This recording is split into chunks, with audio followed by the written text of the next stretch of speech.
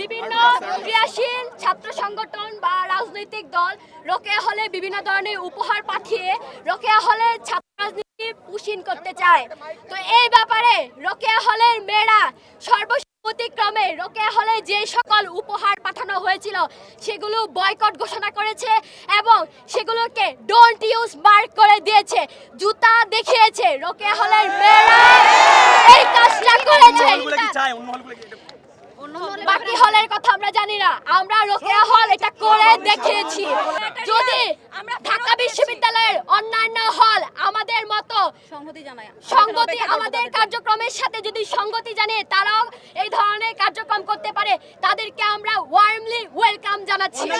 আমরা 17 জুলাই রাতে রোকেয়া হলে সবাই সমবেত হয়েছিলাম একটি দাবিতে, যে রোকেয়া হল কখনো গেস্ট রুম, গণরুম এবং ছাত্র রাজনীতির কালো ছায়ায় কলুষিত হবে না। আমরা রোকেয়া হলে দেয়াল লিখনেও জুলাইয়ের স্মৃতি হিসেবে এই লেখাটা লিখেছিলাম।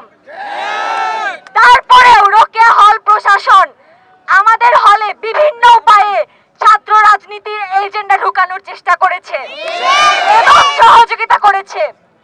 আমরা দেখেছি হলে বিভিন্ন রাজনৈতিক ক্রিয়া সংগঠন বিভিন্ন উপহার সামগ্রী পাঠিয়ে হলকে রাজনীতিকরণের চেষ্টা করা হয়েছে।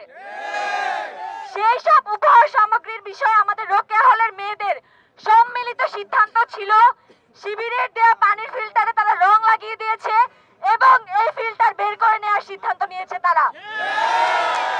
একই সাথে ছাত্র অধিকার পরিষদ থেকে আমাদেরকে একটা ভেন্ডিং মেশিন দেওয়া হয়েছিল, সেই ভেন্ডিং মেশিনও আমাদের হলের মেয়েরা প্রত্যাখ্যান করেছে।